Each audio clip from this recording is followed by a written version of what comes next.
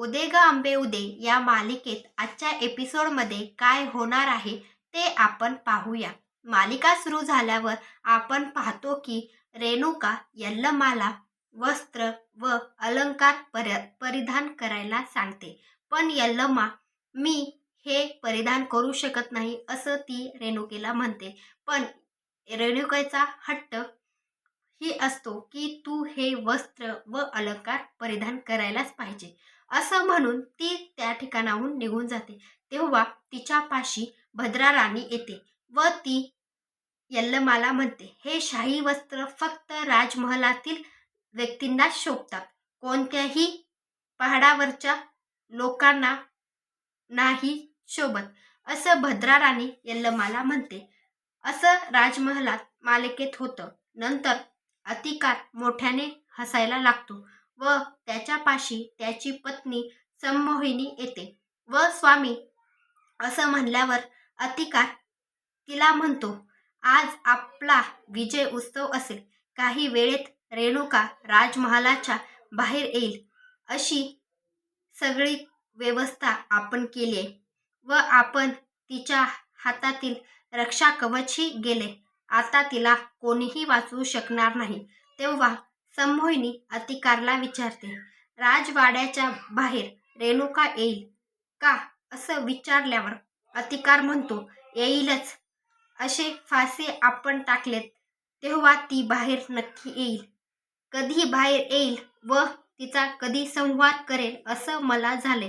तेव्हा अतिकारची पत्नी म्हणते, आपणच राजवाड्यात जाऊया, म्हणजे तेथे काय होते ते त्याची वार्ता आपल्याला समजेल व आपण त्यावर रेणुकेला मारायचा विचार करू.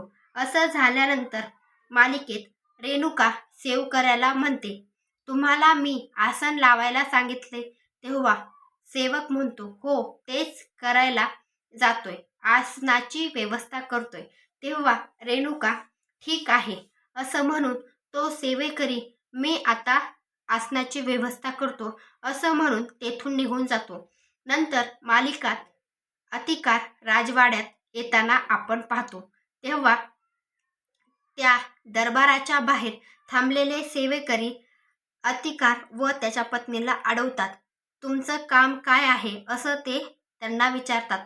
तेव्हा अतिकारची पत्नी व अतिकार त्याला म्हणतात, आम्हाला राजाला भेटायचं आहे, आमचं त्यांच्याकडे काम आहे. तेव्हा ते अतिकारला तरीही मध्ये जाऊ देत नाही व ते म्हणतात की तुम्हाला भेटायचं असेल तर तुम्ही आधी सांगणं गरजेचं होतं. असं झाल्यानंतर संमोहिनी त्या सेवकाला संमोहित करण्याचा प्रयत्न करते. तेव्हाच अतिकार भागवतीला पाहतो व तो राणी भागवती असं म्हणतो व तो सेवकऱ्याला सांगतो की आम्ही राणी भागवतीला ओळखतात.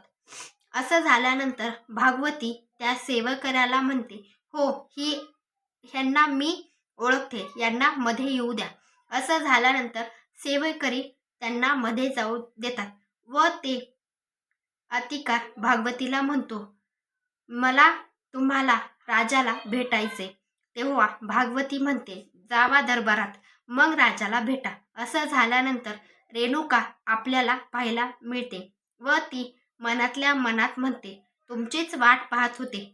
असं म्हणल्यानंतर ती अतिकार व अतिकारच्या पत्नीला विचारते, तुम्ही कोण आहात. तेव्हा अतिकारची पत्नी म्हणते, आम्ही राणी भागवतीचे अतिथी आहोत. तेव्हा रेणुका म्हणते, माताचे अतिथी म्हणजे आमचे अतिथी, तुमचा पाहुणचार आम्ही नक्की करू, तुम्ही दरबारात जाऊ शकतात. असं झाल्यानंतर संमोहिनी रेणुकेला संमोहित करण्यासाठी रेणुकेच्या डोळ्यात पाहते, पण तिचा वार तिच्यावरच उलटतो व संमोहिनीच्या डोळ्याला त्रास व्हायला सुरुवात होते. तेव्हा रेणुका संमोहिनीला म्हणते, तुम्ही मला संमोहित करत होतात का. तेव्हा संमोहिनी म्हणते, नाही असं नाही, माझ्या डोळ्याला काहीतरी झालं, काहीतरी डोळ्यात गेलं असं संमोहिनी रेणुकेला म्हणते व ती संमोहित करत नाही असं रेणुका म्हणत होती ती टाळण्याचा प्रयत्न करते. तेव्हा नंतर रेणुका तेथून जाताना संमोहिनी व अतिथी तिच्या पाठीमागे जातात व अतिथी त्याच्या शक्तीने तिच्यावर सावलीने मारायचा प्रयत्न करतो, पण त्या ठिकाणी एक सेवेकरी येतो. म्हणून तो अधिकार त्याची सावली तिच्याकडे सोडत नाही. तोही व अधिकार व संमोहिनी आणखी तिच्या पाठीमागे जातात. पण रेणुका भगवान महादेवाच्या मंदिरात म्हणजेच राजमहालात ती मंदिरात जाते व ती नतमस्तक होते. तेव्हा तेव्हा अधिकार व संमोहिनी तिला पाहतात. असं झाल्यानंतर ते दोघंजण तिच्यावर वार करण्याचा प्रयत्न करतात, पण त्यांना त्या ठिकाणी जाता येत नाही. तिथं जाता येत नाही व नंतर रेणुका विचारते कोण आहे. तेव्हा ते म्हणतात आम्हीच आहोत, आम्हीच इथं भगवान शंकराच्या दर्शनाला आलात. तेव्हा रेणुका या आत या असं म्हणते, पण त्यांना आत येता येत नाही. असं मालिकेत होतं.